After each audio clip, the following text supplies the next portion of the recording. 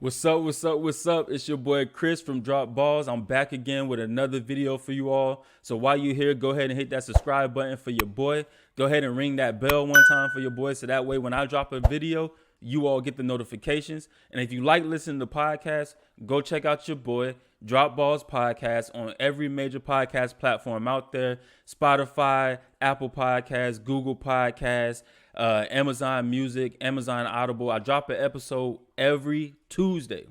So be sure to go check it out for your boys. Subscribe, like, share, comment, all of the above. And go ahead and follow your boy on Twitter at DropBallsPod. You see the handle right up there. So go follow your boy on Twitter. So that way y'all are up on all of my predictions and all of my shit talking and everything that I say. And we can have a conversation. We can talk shit. We can debate, all of the above. So go follow your boy on Twitter and, get up on everything that I'm on. Now, we had the NBA trade deadline. It has ended. It ended at 1 o'clock. Well, 12 o'clock my time, 3 o'clock Eastern. So it was a lot of stuff that happened. And I want to keep this video as short as possible. But there's a lot of stuff. There's actually a few trades that, I'm going to talk about right now. Specifically, two dealing with Miami. But I want to keep it as short as possible. I wanted to wait till after the trade deadline to get this video out because I wanted to cover as much as I could rather than just putting out video throughout the day. But so we did it, man. Miami got the heist of the trade deadline. We got the heist, and it happened maybe a few minutes after the deadline after the deadline. It happened just like a few minutes after. I guess they was working out the details, getting all the kinks out, getting all the players aligned and everything like that. And Pat Riley pulled off the greatest heist of the NBA trade deadline of the 2020-2021 season. And Pat Riley's the GOAT, man. He did it. Now, I want to say like a month ago, well, not even a month ago, earlier this month, I believe it was March 9 to be exact. You see the tweet right here. I predicted that Andre Drummond would be a Laker and Victor Oladipo would be a Heat by the end of the next week from March 9th. Now, I was wrong with the date, but I was right with the acquisitions. Well, Drummond we're still waiting on, but Cleveland's buying him out, and he'll be a Laker. Trust me, he'll be a Laker. But I was right on the acquisition. Today, Miami pulled it off. We traded Kelly Olynyk and Avery Bradley for Victor Oladipo. So essentially, the Houston Rockets traded James Harden for Avery Bradley and Kelly Olynyk. And a bunch of draft picks. How can I forget that? A bunch of draft picks. But that's essentially what they got for James Harden.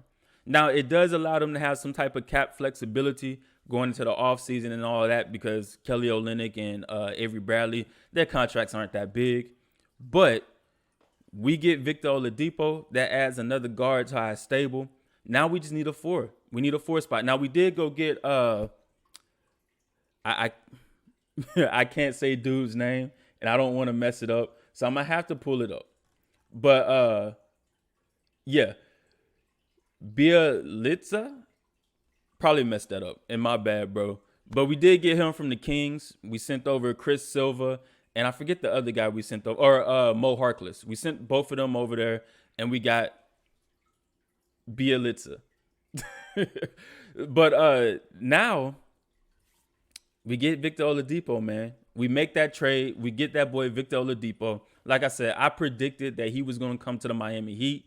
Got the wrong date, but the acquisition was correct. Now, this adds a guard that can create shots on his own. I mean, we have Tyler Hero, who can also create shots on his own. And we didn't have to give up much. We didn't have to give up Tyler Hero. We didn't have to give up Duncan Robinson. We didn't have to sell our young core to get another superstar on our team. Now, he's scored 20 points per game this season, averaged 4.7 assists a game, and 5 rebounds a game this season. He has a player efficiency rating of 15.4, so it's around the league average. But he's also shooting 41% from the field and 33% from the three. Now, with Victor Oladipo, he can create his own shot if it's within the 3-point line. We don't need him to create his own shot from the 3-point line because he doesn't shoot well when he's doing that, creating his own shot from the 3-point line. He only shoots at like 29% when he's creating his own 3-pointer. But when he's catch and shoot, That boy can knock it down. But just imagine that defensive lineup that we're gonna put into effect when we need to get it, when we need to get in that down and gritty, get in that dog mode. We got Andre Iguodala, we got Victor Oladipo, we got Trevor Ariza, we got Jimmy Butler, the ultimate dog. We got Bam Adebayo. That defense is gonna be nasty. That defense is set. So we in dog mode. We in dog mode with it. And so now my other prediction, as y'all see right here, is that LaMarcus Aldridge is going to be bought out. And after he gets bought out, he's coming to Miami. We're going to get our 4th spot, and he's going to be with Miami going into the playoffs. Now, right after I sent out this tweet, I believe it was Shams that came out saying that the Spurs were going to buy out Aldridge. And then I think Woj came out and said, once the Spurs buy out Aldridge, he's predicted, or he's the Heat or the front runners to sign Aldridge. Although he's going to visit a few other teams, but the Heat are the front runners. Boy, I told y'all, follow your boy on Twitter so y'all can be up on my predictions, man. Just follow me. Now, this makes me happy because all day things were going on talking about, the Heat are favorites to trade for Kyle Lowry, and they're going to give up. The only issue is they don't want to give up Tyler Hero, this, that, and the third. Honestly, I didn't think Kyle Lowry was going to get traded today.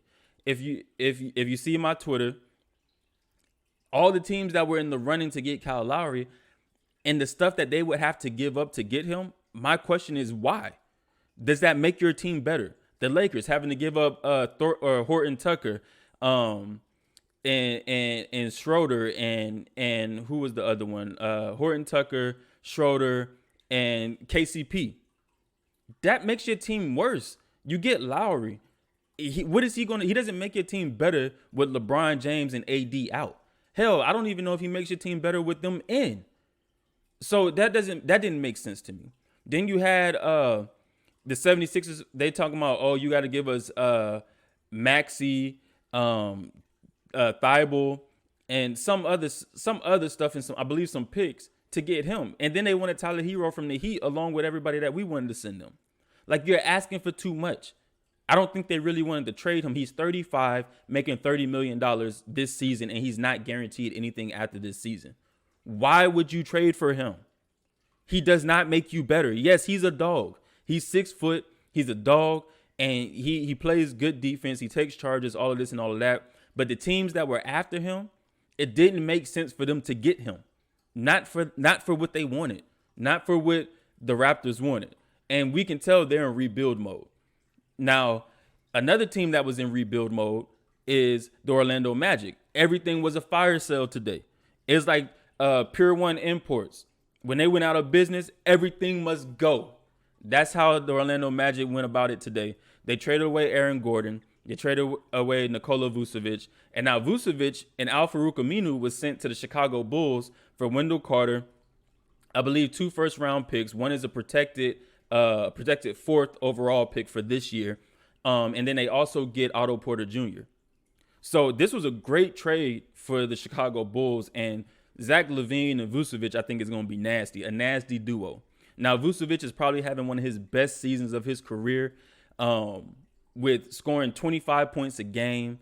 He's shooting, 24.5 points a game, 11 rebounds. He's shooting 48% from the field. He's shooting 40.6% from 3. That's a center, y'all, shooting 40.6% from 3. And he has a player efficiency rating of 23.6. Now, that's top 5 in the league for centers. And so then the Magic go ahead and trade Aaron Gordon to the Denver Nuggets. And now Aaron Gordon gives them a big wing defender. He can jump out the gym and all of that. So now that puts them where he can guard LeBron James. He can guard some of the bigger dudes over there in the Western Conference that are looking to make the playoffs. And you get Aaron Gordon to be able to do that. And it cost them. I mean, they got Aaron Gordon and Gary Clark. All they did was trade Gary Harris, RJ Hampton, and they gave them a protected first round pick for 2025. Great deal on Denver's part. And like I said, the Magic are in rebuild mode. Now, that wasn't the only deal that Denver, or the only trade that Denver made. They made one yesterday, or it might have been earlier this morning, where they got JaVale McGee from the Cleveland Cavaliers, and all they did was send Hartenstein over there to the Cavaliers and 2 second-round picks. So Denver got better today. They're trying to make a push for the playoffs, and the Portland Trail Blazers did the same thing. They're trying to make a push for the playoffs. They sent Gary Trent Jr. to Gary Trent Jr. and Rodney Hood over to the Raptors to get Norman Powell. Now, Norman Powell is having one of his best years of his career as well. He's averaging 19 points per game. He's shooting 49% from the field and 43% from three. So the dude is pretty much shooting 50% from the field and 43% from three. And he has a player efficiency rating of 17.6. That's top 10 for small forwards. So they're making a push for the playoffs. And so are the Denver Nuggets. They're making these pushes, especially when you have the Lakers down and out.